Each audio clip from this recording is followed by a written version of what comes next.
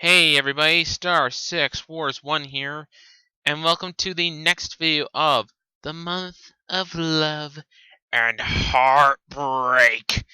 In this one, we are taking a look at F, A Tale of Memories. Now, before I begin, I'm going to get into the background of this. This is an anime is based on a visual novel called F, A Fairy Tale of Two, an adult visual novel released back in 2005. Now, oh wait, 2000. Well, yeah. The anime was released. Now, it was actually has two seasons to it: F, A Tale of Memories and F, A Tale of Melodies. But Melodies, I'll be reviewing at a later time. For now, we are taking a look at just Memories. Wow, this anime is really, really good. One of the best I've seen. If not for a few things, this would be one of my favorite anime ever. But, alas, a few things did get in my way. But, we'll get to those as we get to those. First up, the story. The story is actually split between two different stories. One involving two people trying to get together and writing a novel. And a love triangle going on between a childhood friend and a person that the male just met. Now, I admit that sounds basic, but it gets a lot more complex and emotional as you develop through these characters and you watch these characters. Now, I will admit the story's unique aspect. It switches between stories each episode. For one part, you'll see one group. For the next part, you'll see the next. And sometimes it'll jump a third time an episode. But not always. Overall, I actually really like the story structure. Even though it's unique and I don't think it would do much better with any other, but I liked it. Next up, the characters. Oh my god, these characters. Excluding one character who I'll get into in a minute, I love some of these characters. We'll start off with Hirano, a manga artist who has a disease in his right hand that might eventually prevent him from losing his hand. He is currently in the middle of a love triangle with his childhood friend Kei and Miyako, a girl he met who was trying to get a stolen purse back. And from there, we have the difficult hijinks of these three, aka him being an indecisive person and the other two fighting over him while he has no idea of this. Now, I really like Hiro. He's got his faults, but I like him. Next up, Miyako. She is a really, really good character. And she seems all energetic and things, but there's something else underneath all that energy and happiness. Is it really happiness? Let me ask you that. And yes, you find out throughout the story, but I'm not spoiling anything. Next up, we get to Kei, the other side love triangle. Okay. I mean, no offense when I say this. To anyone that likes Kei, that's fine. But in my personal opinion, she is the biggest bitch of this series. Worse than Risa from my most hated list. She just replaced her as one of my most hated anime characters ever. Could she not just stand there and just... She basically tries to erase Miyako, who obviously makes Hiro happy, from her memory just so she can have him all to herself. And at one point during the story, Miyako was in tears and she turned her away coldly. I have no sympathy for this character, for what happens to her. And let me tell you, that it's really bad what happens to her. And normally I'd feel something with sadness, but in this case, and I'm so sorry for doing this, but I hate this character that much.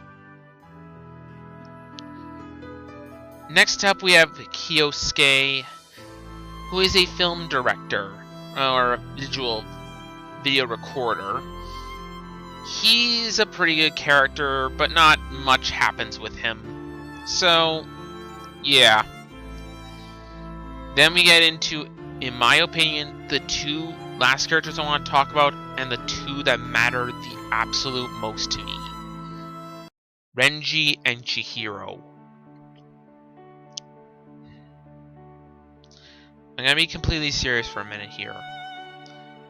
These two start out by just meeting for 45 seconds, but that 45 seconds was all they needed to become friends and eventually lovers.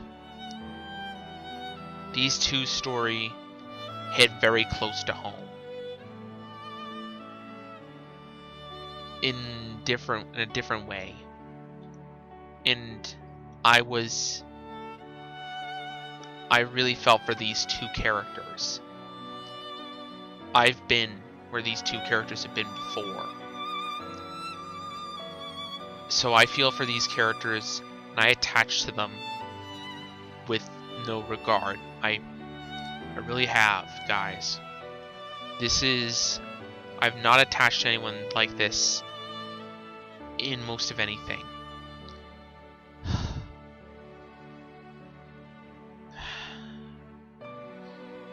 So, beyond that though, Renji is a really nice guy, and Chihiro has a disability due to an accident. So, yeah.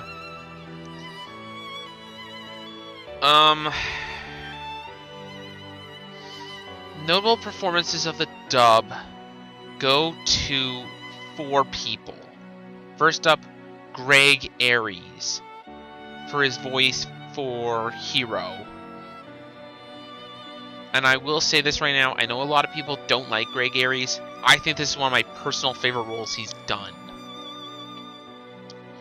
My next notable performance is Miyako, voiced by Lucy Christian, who does a bang-up job as always. I really like Lucy Christian. The other 2 notable performances of the dub are Monica Rial as Chihiro and Clint Bickham as Renji. Clint being my favorite role in the dub, who does a bang-up job voicing Renji, even if at the very beginning I mistaked him for Yuri Lowenthal. Sorry, dude. Overall, these characters are amazing. Nothing more I can say to that. Next up, the animation. I will point this out right now. When the animation is at its best, it's great. But it does fall into a few live action scenes which I don't like in anime, especially in a 2007 series. So, yeah. Don't really like the animation at all times, but when it's at its best, it's at its best. I'll give Shaft this much. As for the music, I have one notable soundtrack before I go into the rest of it. I want anyone who listens to OSTs, even for a few minutes, to listen to A Moon-Filled Sky this is by far one of the most beautiful and sad songs slash instrumental OST pieces I've ever heard. And I think it really deserves to be noted in this one. Unfortunately, the rest of the soundtrack is hit or miss depending on your tastes. I will say it's a pretty good soundtrack, but mostly complements it, except for Moonfield Sky. Go listen to it. I will say this right now without spoiling anything. I absolutely love how the anime ends. I really, really do. It's awesome. It's heartwarming and heartbreaking. Everything.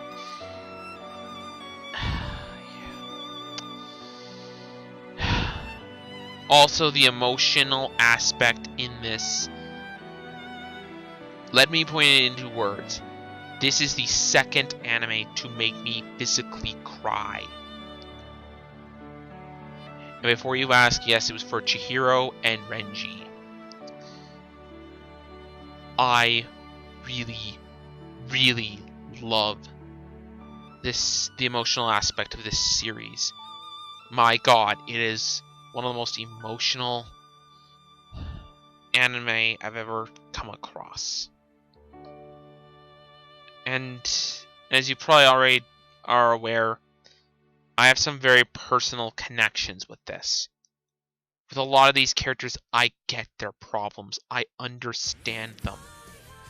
I understand these characters far better than I would like to admit. I get Chihiro's sadness at the disability she has. I get Renji's pain. I get Hiro's determination. And I get Miyako's loneliness.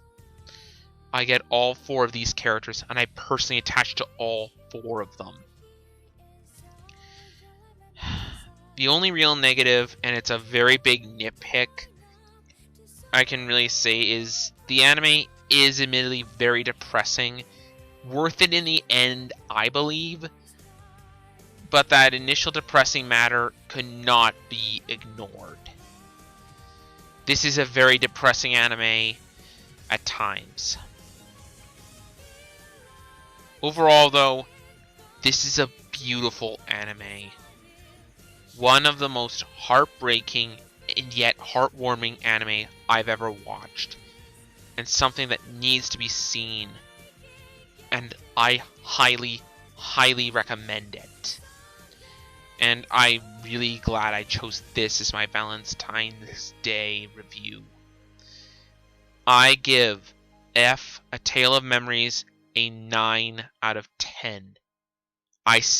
Except for K, and it's to be really depressing, I would say this anime is well worth the watch. And I really think a lot of people, especially romance fans, will enjoy it. Again, I highly recommend it. Anyways, that's all from me. This has been Star641. Have a happy Valentine's Day.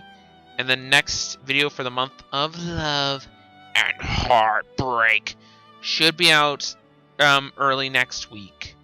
Or this weekend, depending on if I have time to make it. See you guys then.